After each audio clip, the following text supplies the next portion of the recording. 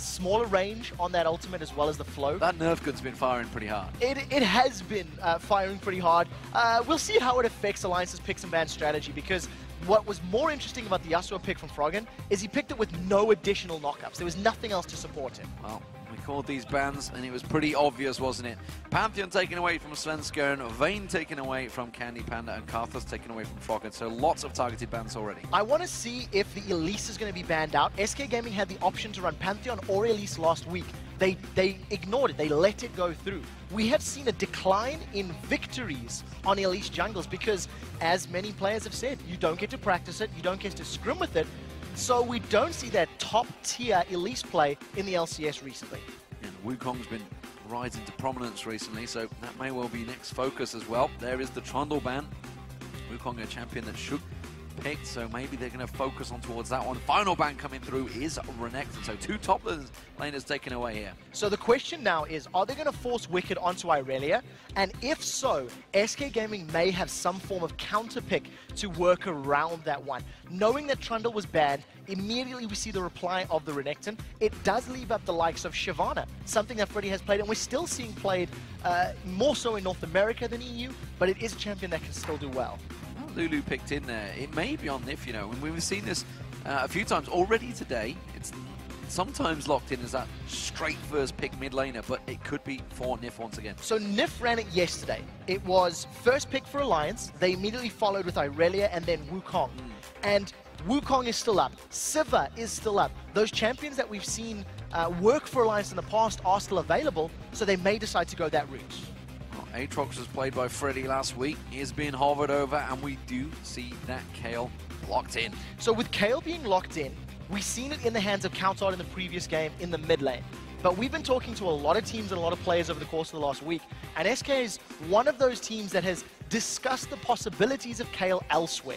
We may actually be seeing Kayle in a different role, and we'll have to see how the rest of this pick ban plays out to get more accurate. Oh, we talked about those picks. There is the Wukong. Sivir's going to be 4 tabs as well, so strong picks for Alliance here, I'm feeling already. So this is the exact, 3, I'm going to say, core components of that running mobile composition. You get that Lulu to be able to speed up Wukong, even though she's in the support role potentially.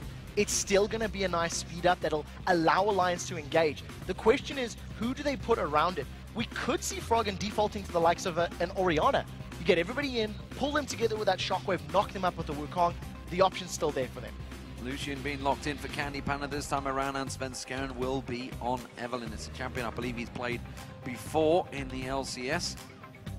At the moment though, Lucian up against Sivir, that's a big range differential now. It is difficult, but thanks to Sivir having the boomerang blade, she can actually trade fairly evenly with that Lucian. It's going to be able to spell shield some of the damage as well. This is amazing. Thresh and Annie have got all the way through to this last phase, and Morgana's the one that's being considered. Now, part of the reason I think that Annie has made it all the way through is I'm not 100% sure where this Kayle's going to be going for SK Gaming. I do have it in my mind that it's going to be a support Kayle for N-rated. If Annie had been locked in earlier, you automatically know that that's going to be a mid lane Kayle. So we've got to see where SK do lock in that final pick. And like you said, against hard engages, somebody like a Morgana is great, but we did expect Lulu's got to Nif, and it does look that way now. So Aurelia will be Wicked's choice. Where is that Lulu going to be going? Will it be the support? Will it be the mid laner? At the moment, Orianna is going to get locked in, it seems. That will be Froggen, although despite the crowd, they really wanted Nidalee. Gragas. I think Jesus has to play Gragas here. If you put that in rated, the Kayle for the support, you've got the survival for anybody that gets low. And the disengage that Gragas is going to offer you can knock away this Alliance composition that wants to run at you. If you really wanted to get, funky, you could also go with the Ziggs. That's a lot of disengage from the Hextech minefield. You can knock people away for the satchel charge as well. Often we've talked about it. Well, Nidalee was played yesterday by Jesus, I believe it was. He's a champion that he's played twice already, if memory serves, and he's won both of those games. He's also been very successful with the Ziggs. These are champions that we've started to say you've got to have to start banning them away from Jesus. You've got to start respecting him. In my opinion, this is a slightly riskier pick because there's so much movement from Alliance. With Nidalee locked in, if SK Gaming are a little bit out of position, they could just get ran down from Alliance. And let's not forget the 2 shields that Alliance have. They are giant shields they could be. The Orianna shield and the Lulu shield. They could build up and be enormous and really put a dent in those spears that are going to be thrown from Jez's. So I'm very excited that the Kayle is going to be in the support role. We did say that it is a possibility. It's something we've mentioned. Thanks to the changes on her ultimate, it does not cost anything. So in lane, if anybody goes low, you're going to throw that intervention down, and SK Gaming are going to have that sort of survival, that extra life.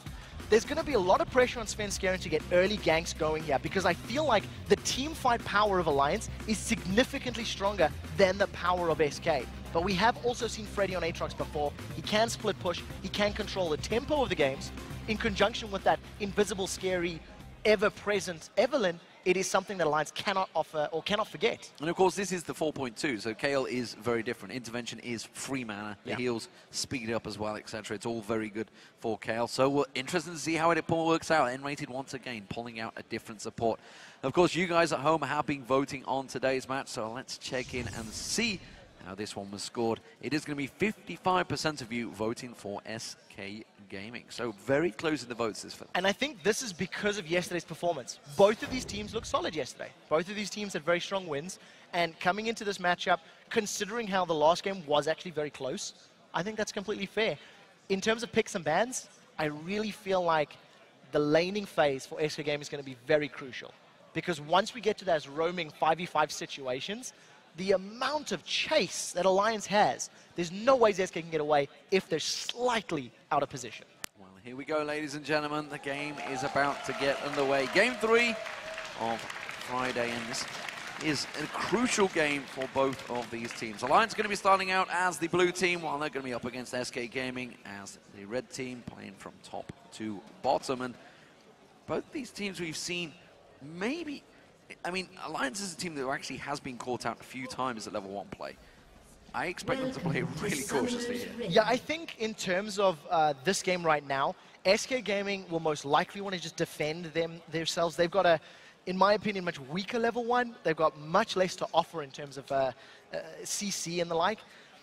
One thing they do have in their favor is that Jez's with Nidalee is going to be able to start throwing down those bushwhack traps.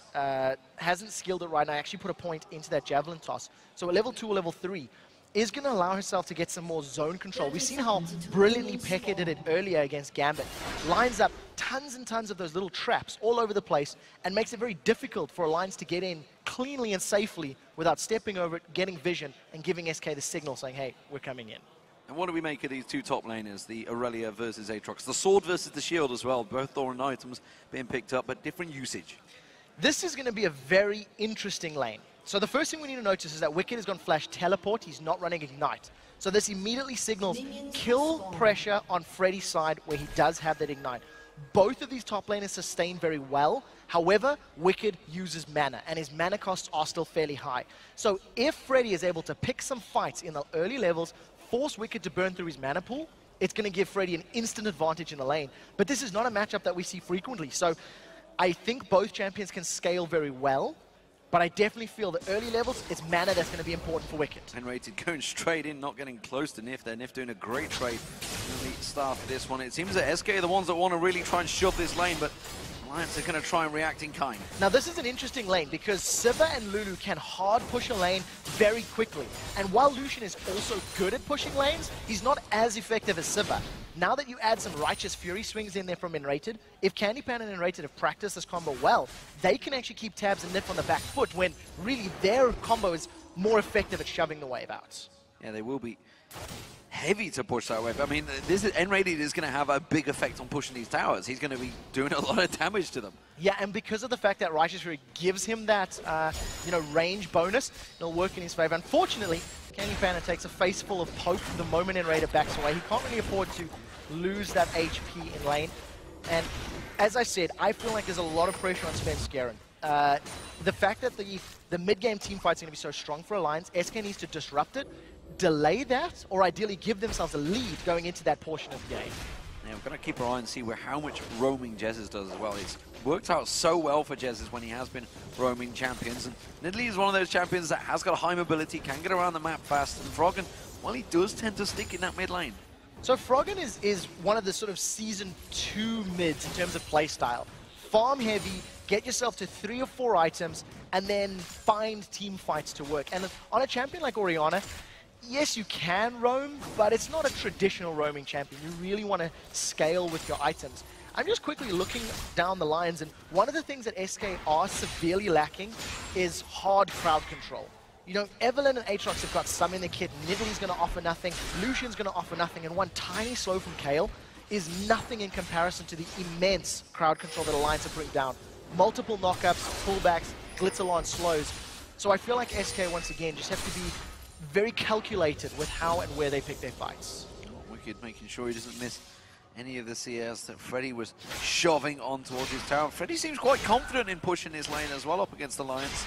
He doesn't seem to be worrying too much about Shook. Shook on Wukong, who has played immensely in the last few times he's been able to get that champion. So keep your eyes on Shook, whether he's going to be jumping out that jungle. And he definitely will be.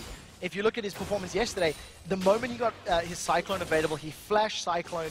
He actually spent quite a lot of time in the mid lane. He was working in conjunction with Froggen's Karthus, and you can do a similar sort of role with that Orianna. Get the Cyclone down, get the Shockwave, and really amplify the amount of time that the person is stuck there. And both of these junglers are much more effective at level 6. The moment Svenskeren gets Agony's Embrace, and the moment Shook gets Cyclone, all of a sudden their junglers basically switch on in the game.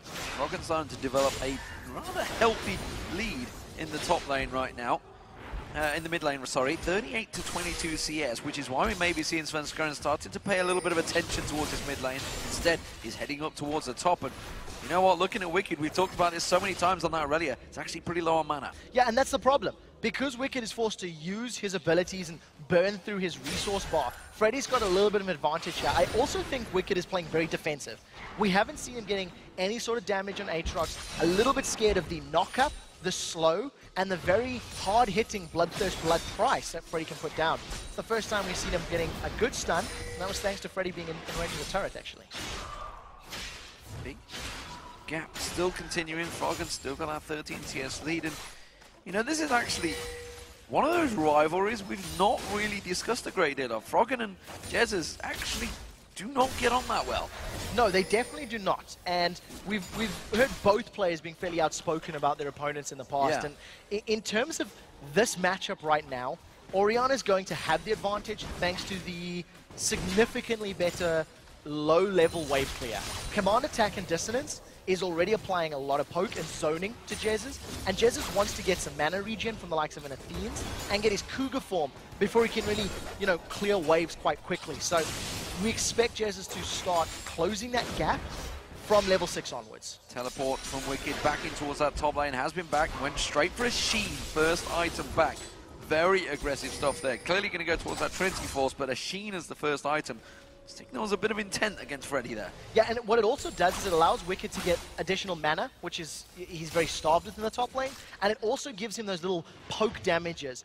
Dash onto Freddy, get the Sheen proc in conjunction with some of your true damage, and then back away. And if you can keep just hammering him down a little bit with those procs, it works in your favor. Great Glitterlons from Nif, catching both Enrated and Candy Panda. Yeah, some great poke there, just didn't follow through from Tabs. The Boomerang Blade not quite landing on towards them, but it does force them back. It was Candy Panda starting to win out in that CS battle down the bottom, but he is going to be the first to back away, which means it is going to be Tabs that will take the lead by the time he's got back to lane. One of the things that really nice about having that Kayle in your lane is you forget her passive, the Holy Fervor. It actually reduces armor and magic resistance.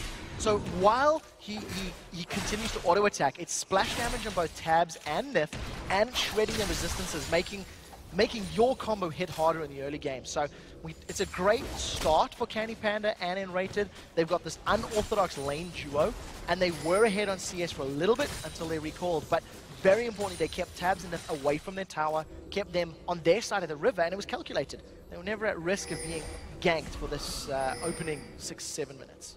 Let's go and take a roam past. He's going to be going past a pink ward though, which you already see Jesus has passed. It's just in that bush there on your screens. So they will get spotted out. Of course, they will see it, which is why Nif was also heading in between them. This may actually be signaling some intent from SK Gaming themselves, and it was potentially a red buff invade they wanted to go for, but it was quickly spotted by Alliance. So I wonder if that was either just a warding mission or if that was the attempt to go for red. You can see that red has not spawned just yet for Alliance. SK got themselves in, got some pretty good vision. Now it's respawned, and take a look at this. We talked about Jez's roaming. He's already moving to help Svenskeren. The duo lane is coming up as well. So immediately, SK's got a numbers advantage. Alliance can't even challenge. They've lost their first buff. Good play from SK Gaming, going for that aggressive red buff invade, hit and run, and Svenskeren walks away without any danger from Alliance. So Shook slightly being outfoxed there by Svenskeren in the jungle. Yeah, it was really good play from SK, very calculated. They knew they wanted to challenge it. They knew they wanted to, I don't want to say shut down, but they wanted to try control Shook a little bit more. Considering how strong Shook was yesterday in Wukong, I think it's a very smart decision. In the top lane, Wicked's on Freddy. Oh, Freddy in all sorts of trouble. It has got that Bloodwell, remember, and is going to be needed. And Wicked, well, he may be able to get on and get the stun here. You can see Freddy having to jump away from that one, so that passive is not available. Well, that was brilliant from Wicked. He just threw down his ultimate and the rest of his abilities, even without Ignite. That Sheen alone allowed him to stomp Freddy. I mean, that was completely one-sided. Freddy had his Bloodwell pop. It's now on cooldown for the next 4 minutes if memory serves. And he's going to be a little more careful. Shook is going in a rating. He's already popped it. He's going to go on towards him. He has got Cyclone available if he wants it. But the moment Svenskeren shows himself, they back away. They turn it back on him. They get the Cyclone. They get the Wild Growth. Svenskaren's getting burned down. But the intervention comes out. And now Shook's going to get zapped down by Candy Panda. Can he get a second? No. Tab flashes away there. And Nif is safe. And there you go. Support Kayle working out in its very first game. The intervention saves Svenskeren. Because SK were grouped up, they managed to get the heal down. And a great play from Candy Panda. Flashes in, piercing light, first blood. This has also opened up the Dragon. Nobody from Alliance is going to challenge. And you've also got to question the combination that they use. That Cyclone and the Wild Growth were almost at the same time, so the double pop-up didn't happen. No, they didn't stack their CC effectively. I think it was a little bit of panic mode from Alliance, not being on the same page. Now, Candy Panda is in a little bit, I thought they might have run on him, but Wild Growth and On the Hunt had already been thrown down, so Candy Panda gets away unscathed. I think Candy Panda is being a little brave, because every time Enrater's gone away, Candy hasn't backed off. He's just sitting there, and he continually takes more poke. He's going to be a little more careful as more items are secured. And you've always got that worry that Svenskeren could be around. When there's an Evelynn on the map, you're just never quite sure if you should be going aggressive. No, and I want to see how Svenskeren itemizes his Evelynn. Because we've seen multiple builds in the past. We've seen, you know, ADs, we've seen APs, we've seen hybrid, like mixed damage. Right now, Svenskeren's already gone for that Spur of the Elder Lizard, so gone for the AD jungle item. I want to see where he goes from here, because you can build in multiple ways against, you know, the composition. I would imagine fairly armor heavy. When you consider that Irelia, Wukong, and Severorian are all in the mix, it would make sense to get yourself maybe a Randuin's Omen in the not too distant future.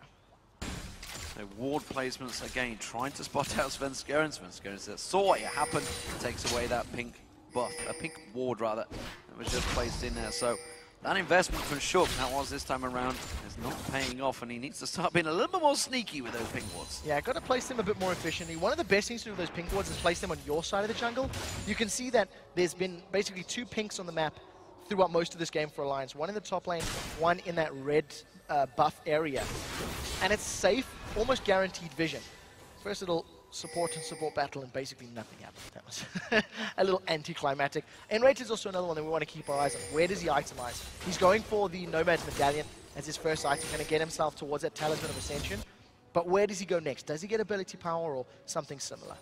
Shook this time trying to sneak in that bottom lane, but as you just saw, SK putting that ward in that bottom half of the bush, so almost certainly we'll see him coming in towards them, which means he's going to have to back away, but he's sticking around, he's hanging around here. Shook is wasting time while Svenskeren takes himself another pink ward. On the hunt being used, Alliance not even close to closing that one out. So that was a little anticlimactic, I feel. I think SK completely aware of it. They were never really at risk of being caught out. What worked for Shook yesterday was the flash engages, was being close enough to catch him out. Now Froggen's going to get caught. Right, he's just step away from that one, gets himself the speed, and walks off. So that was a little anticlimactic. Svenskeren, we talked about it. There's no hard CC. Even if Svenskeren had thrown down Agony's Embrace, it would have lined Froggen up for 1 spear. And Froggen still had Flash, he still had Command Protect. There isn't enough instant burst there from that Nidalee yet, who hasn't even completed a major item, to really be at threat. So I think smart play from Sven not to waste his ultimate. and Froggen, as we said, you know, it's quite difficult to burst down Orianna with an Evelynn and Nidalee because command protect, because of the movement from dissonance, and of course having full access to a flash as well. Yeah, these two mid laners are going to be some way off of their full power, so this one may go a little bit long. We'll see how it works out. 13 minutes in so far, and it's a 1,000 gold advantage for SK Gaming. And you know, we've talked about this a long time in the past. The investment that you put in towards those pink wards, because there's an Evelynn, actually does mean. We'll get back to that. We'll just see whether Freddy and Wicked do like to go towards it. Bloodwell is available this time around for Freddy. He's decided he's going to stick around aggressive. Now he realizes he's in all sorts of trouble. He gets caught by the Cyclone, tries to get away. The Bloodwell is popped. This time he's going to have to try and get away from it. Don't think it's going to happen. Wicked should be able to get him down. Wicked very low. He needed the help from Shook for that one. Freddy should have flashed first and then gone for the Dark Flight. He was halfway through channeling that Dark Flight, and while he was mid-air, Shook knocked him even higher into the air with the Cyclone. It cancelled the distance, and that meant Freddy was stuck in place. Now, I was looking at the matchup. Since Freddy got himself that Giant's Belt, he was actually winning that 1v1 against Wicked. Wicked is healed, he's come back, he's going to get this tower with the use of the teleport.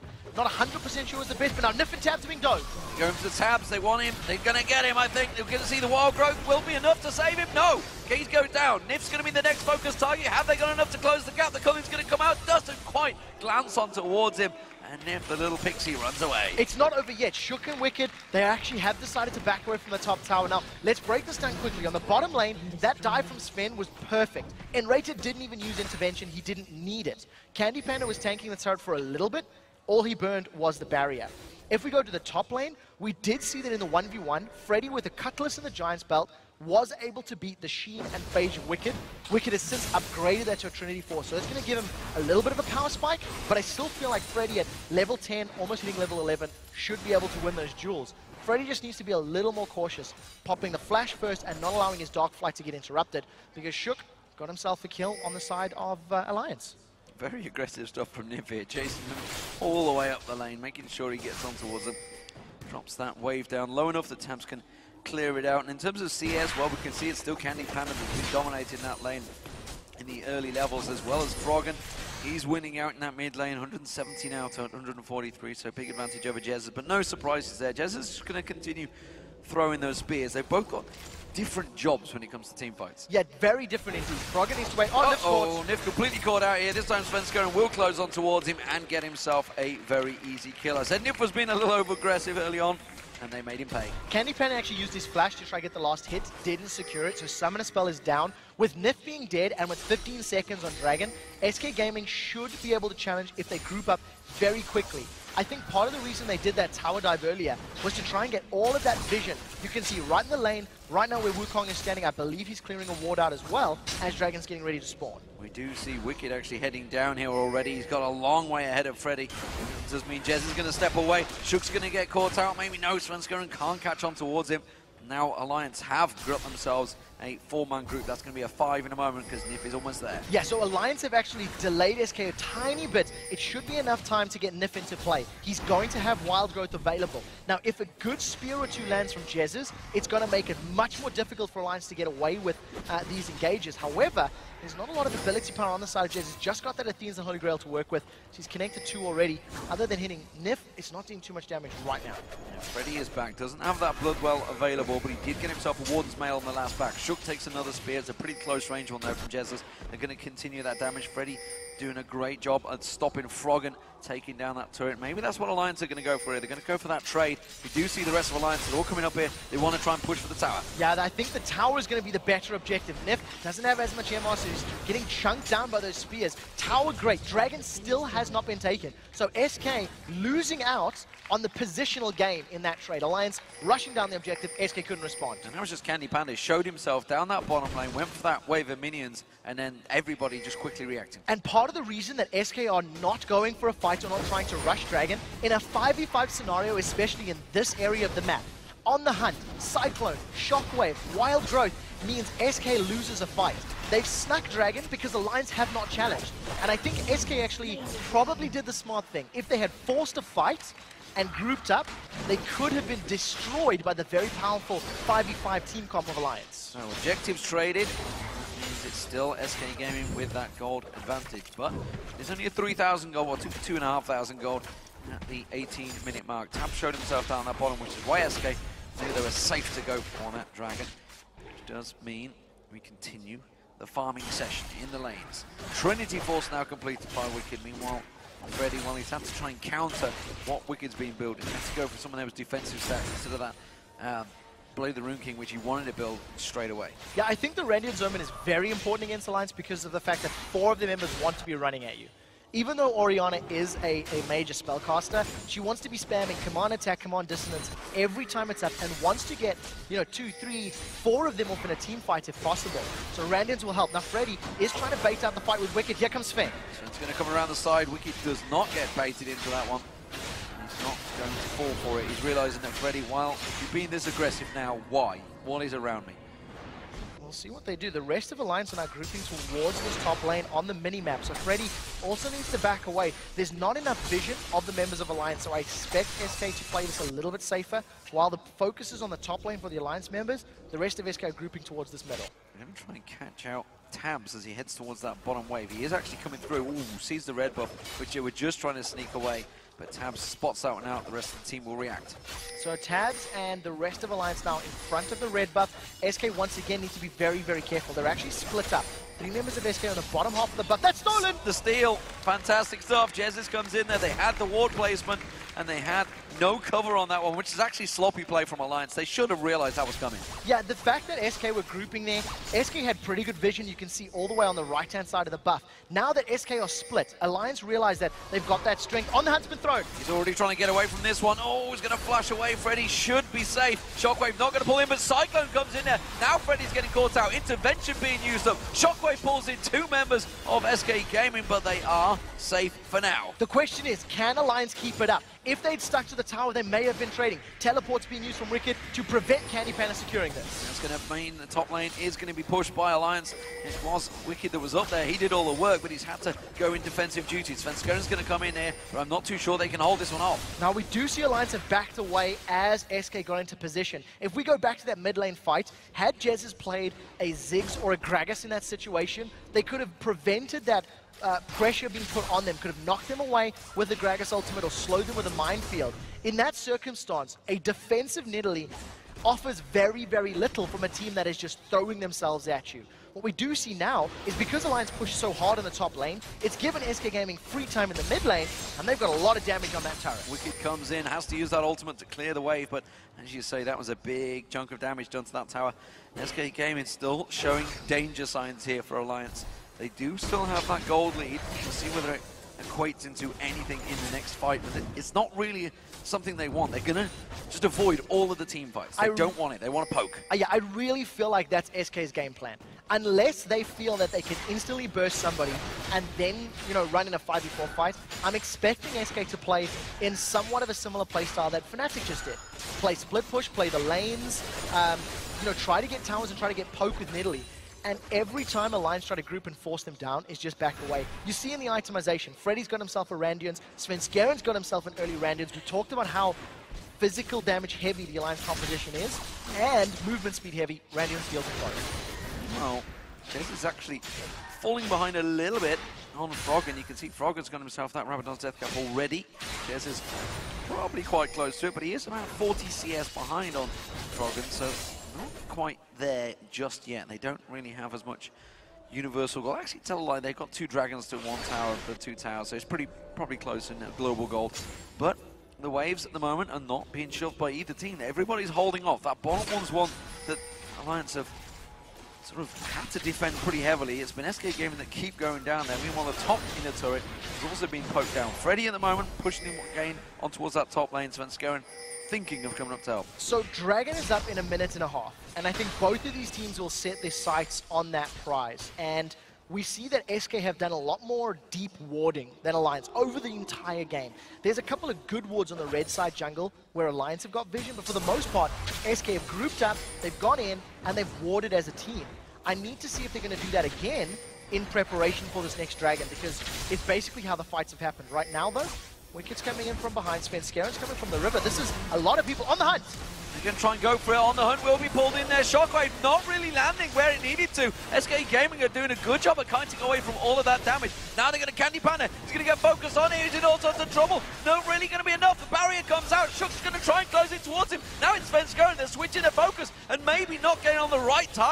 and SK Gaming disengage just about at the right time. 30 seconds to Dragon Alliance surely have this in the bag. SK Gaming got away with that one. I feel quite lucky. Had Wicked been closer to the fight, he could have dove onto Candy Panda and potentially got themselves some kills. Because of the fact that Alliance threw everything at SK and didn't stack their ultimates effectively enough, it didn't hold them in place. Tabs is pushing the bottom lane while the rest of SK are in the middle. But look at that. 4 members of SK, all taken low, all now pushing, because they've got 2 healers.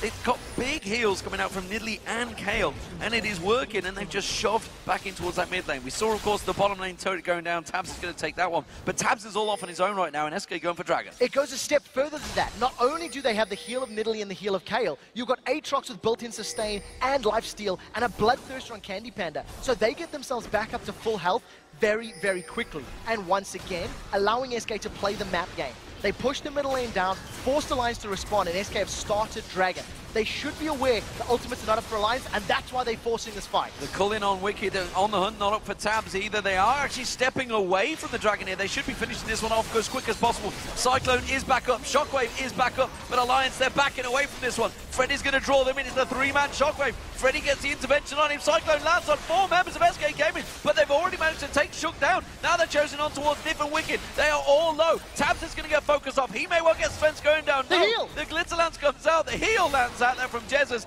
and Froggen can't get close enough. He's going to continue chasing, but he will be running into spears, and that was a Dragon and a kill for SK Gaming. But look at Wicked. He's taking advantage. He's trying to shove that mid. Somebody give Freddy a noddy badge, because he held 4 members of Alliance at bay. He held them back, prevented them getting involved in that fight. Even though there was a 3-man Shockwave and a 4-man knockup, it didn't mean a thing for Alliance because they weren't stacked together. It wasn't at the same time, and Freddy was zoning them out. Freddy's Bloodwell didn't even get popped during the course of that whole fight. That was brilliant play. I think me and the rest of the world don't understand what a noddy badge is, maybe. A gold star. A gold star, that's more like it. But I'm sure in Africa, someone somewhere's like, I know what you mean, Trevor. I know exactly what you're saying. Let's check this fight. So the things that you want to watch for, take a look at Freddy. He's in the middle of the entire Alliance team, even going through the stun. Wicked does not dive the back line. Wicked sticks onto Freddy, and he's forced so low by Freddy that Wicked zoned away from the fight. Even though the Cyclone got thrown on SK's back line, it was to no avail. Tabs was not landing auto attack damage. Froggen couldn't get more spells off, and the heal from Jesus keeps Sven Scarin alive. Just perfect play from SK. They realized the ultimates from Alliance weren't there, which is why they started early, and then they dealt with the individual ultimates perfectly as well. Well, SK Gaming have still contained themselves with that 3,000 gold advantage. Very, very close still between these two teams. It's going to be interesting to see if Alliance can land all low combos. SK Gaming almost certainly will go down in a team fight. No doubt about it. A Cyclone, a Shockwave, like you say, with the Wild Growth, everything combined, definitely will get themselves a multiple kills on SK Gaming. However, SK Gaming, not interested in that, as you just saw. And with all those heals that control the intervention, they have really good single target savior, effectively. They can keep someone alive for a long time. And if that's Freddy, who's going to maybe build up a little bit tankier after this one, he wants to play the Rune King. We'll see how it goes. So one of the things that does work in SK's favor is that all of their champions are also fairly mobile. If Kayle heals herself, gets a speed boost. Lucian can dash. We can also see Nidalee, Evelynn, and Aatrox that can move around the map. So as long as SK are not way out of position and caught by surprise, they can dodge a lot.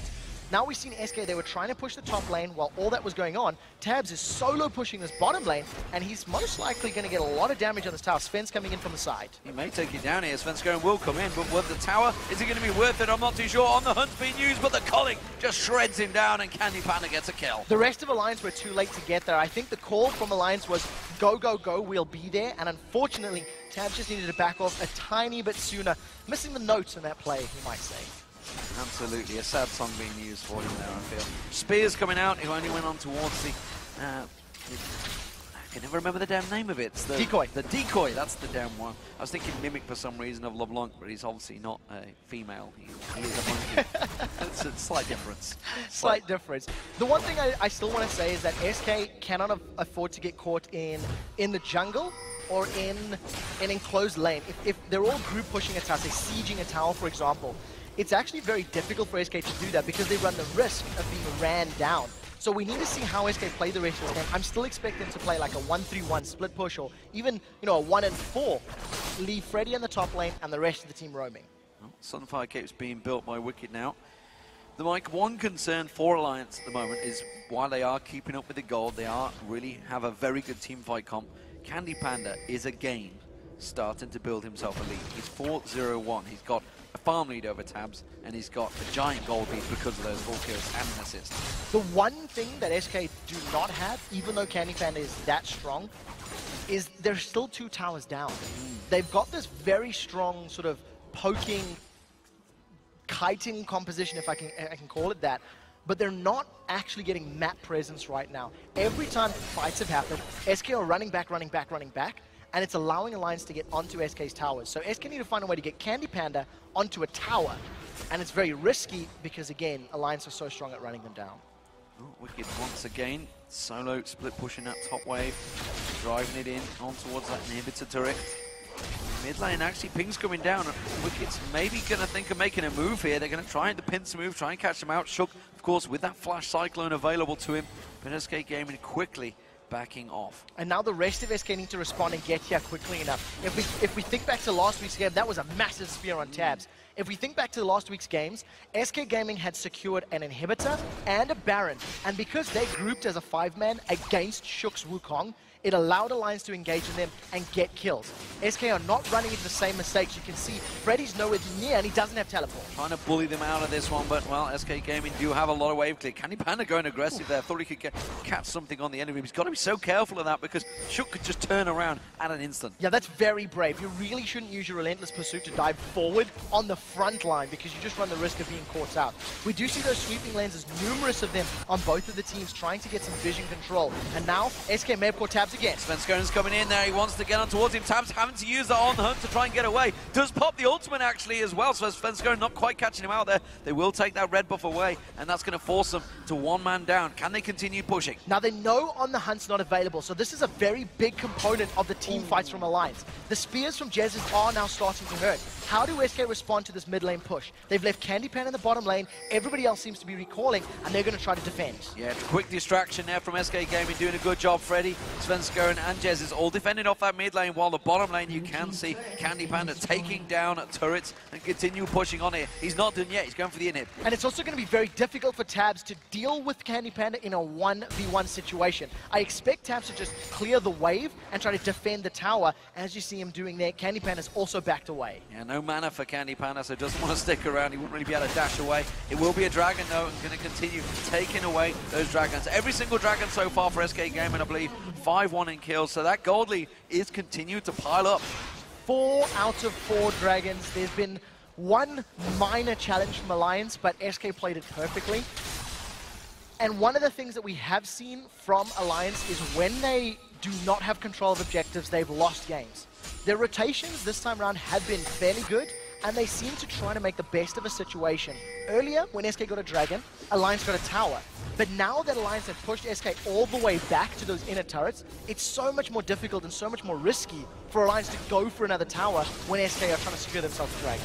His Veil has been built by Candy Panda, wants to make sure he's not involved in that cyclone or shockwave. He can get out of there. Of course, Wicked could also be diving for him, so everything's starting to be built up defensively from these teams as required. Wicked up against Freddy. They haven't really gone at it since that early few levels where Wicked had the advantage, but I feel it may well be much closer this time around. Yeah, I also think that with Freddy having now, so many higher levels, he's level 16 with Massacre and Blade of the Rune King, I don't think there's enough damage from Alliance to take him down. Nif just gets melted by those spears. That's a Deathcap Void Staff on Jez's, and he hit a lot of spears yesterday as well. We'll see if we can keep up the accuracy today. Yeah, it's something we've been seeing a lot of in the Korean scene, a lot in the North American scene, but finally we're starting to see a lot more Nidalee in the European scene. I did wonder about it. Jesus was the first to really bring it out in the European scene this split, and it has been played to much success this week. I'd love to see what the win rate's like for it as we go in towards the Super Week next Tuesday. So one of the things that is great about Nidalee is that when you are landing high damage spears, you get so much control.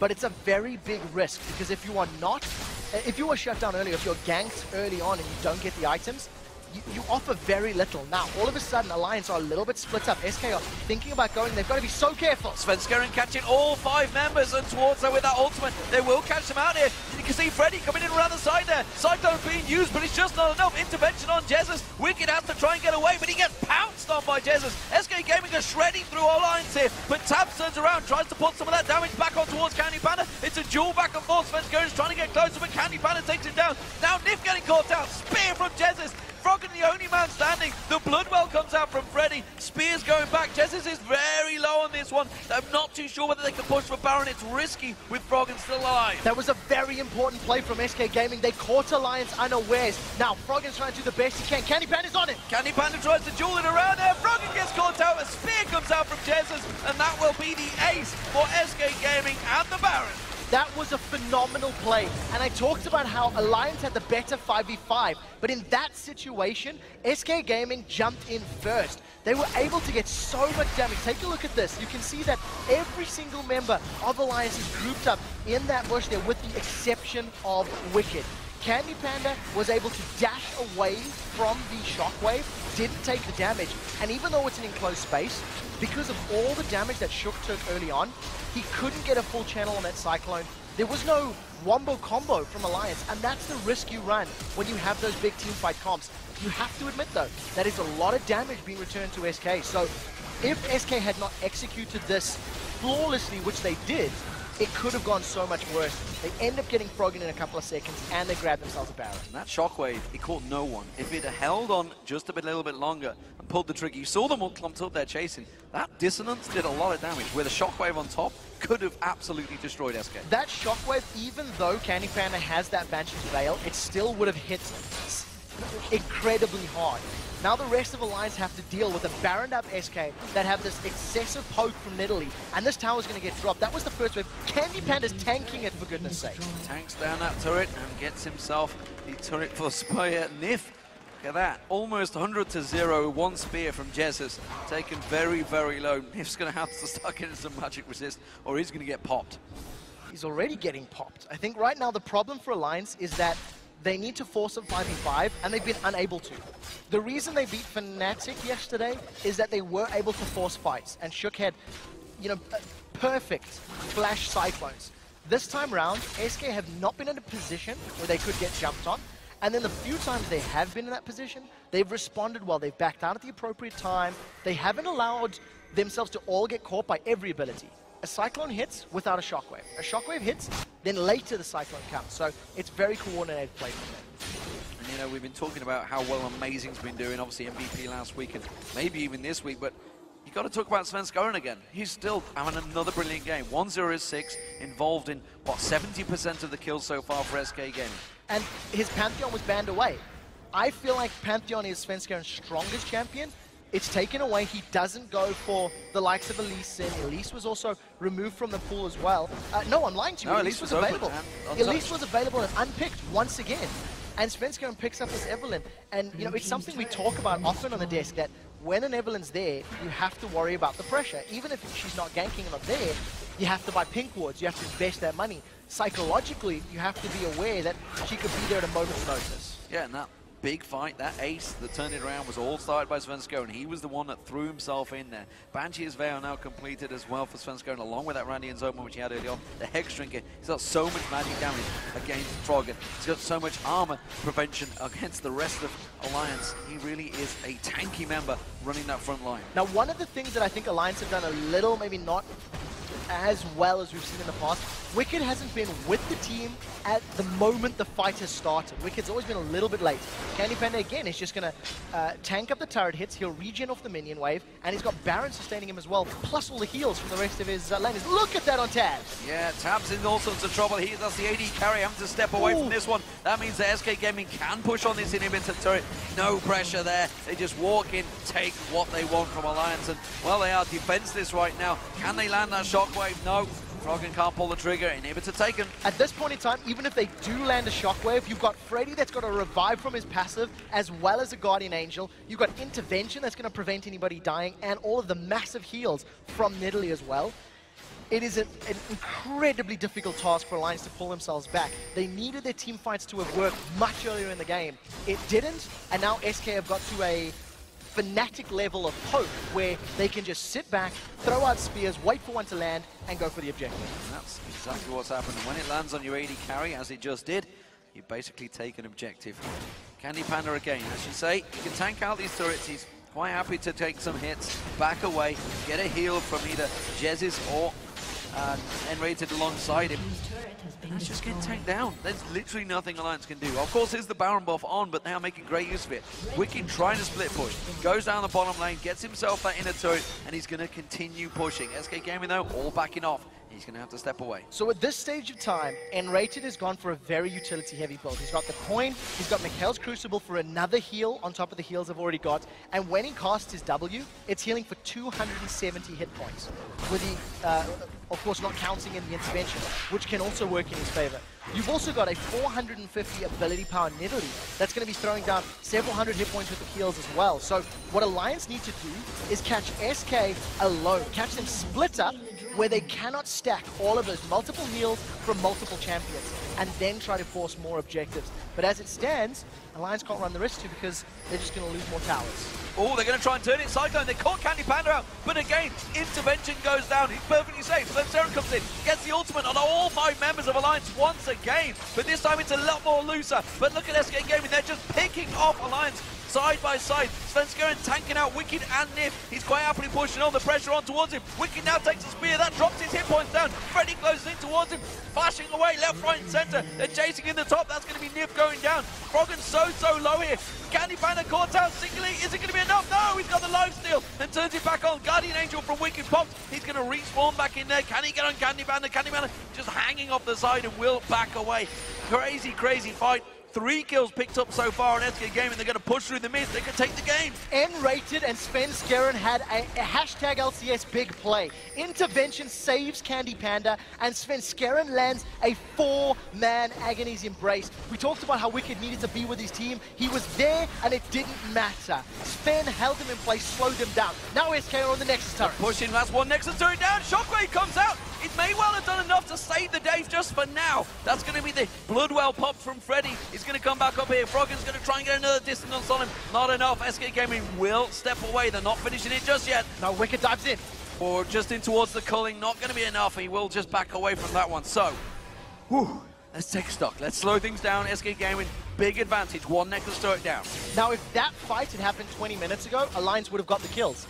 Had Alliance been closer on gold and not so far behind in terms of statistics, they could potentially have shut Candy Panda down very early on. And we talked about how they needed to find stragglers of the SK composition and throw themselves at. They did. Unfortunately, there was just too many saves. That intervention was great. Also, with Freddy going down under the turret, it's actually the GA that gets popped first, and then the Bloodwell follows second. So he still had another revive, even if they'd stuck around. SK played it safe, backed out. Realistically, I'm going to expect him to challenge for Baron and then go to close the game out. That's what it's going to be. Baron just spawned up there, but Alliance are actually pushing, trying to go towards that mid lane. They're going to run headlong in towards SK Gaming. A freshly bought and paid for SK Gaming, who immediately, you see the culling pop straight away from Candy Panda, not really hitting anything. They're wild targets, but with a huge gold advantage, Alliance really are playing a risky game. They're going to pop the talents when the On The Hunt's going to go down there. They're catching on towards Freddy. Has got that Bloodwell available. May well have to use it, but coming in at the side. Svenskeren gets in there. Manages to get on towards Froggen. Froggen have to run away. The spear lands on him. Froggen goes down. You see Diff going down. We see Shook going down. Taps goes down. Alliance are falling left, right, center. SK Gaming just closing in to finish this game. SK Gaming have done it. They managed to keep their entire team alive. The Bloodwell from Freddy revives him in the fight, and even though Alliance managed to find a squishy-ish target, the heals, the survives, the revives, SK get 4, get the Nexus turret, they're on the Nexus. Great game from SK Gaming, continuing their dominance. 17 kills, 1 death. An impressive performance once again, and you just have it to give it to these guys. They formed as a brand new team, effectively, at the start of the spring split, and my God, teams really have to respect them now. You have to. If, during picks and bans, I felt that Nidalee was a risky pick. I thought it was you needed to be even or ahead in order for that pick to work. SK Gaming hardly flinched. I don't even think Gragas or Ziggs was a consideration for them. They executed perfectly. They didn't get caught down. They didn't fall prey to the wombo combo. And once they hit that power spike, they started landing spears and winning team fight after team fight. Let's talk about some of the stats. You got a 5-0-6 Nidalee, you got a 9-0-5 Candy Panda, a 2-0-9 for Svenskar, and a 0-0-13 Kale support. The only death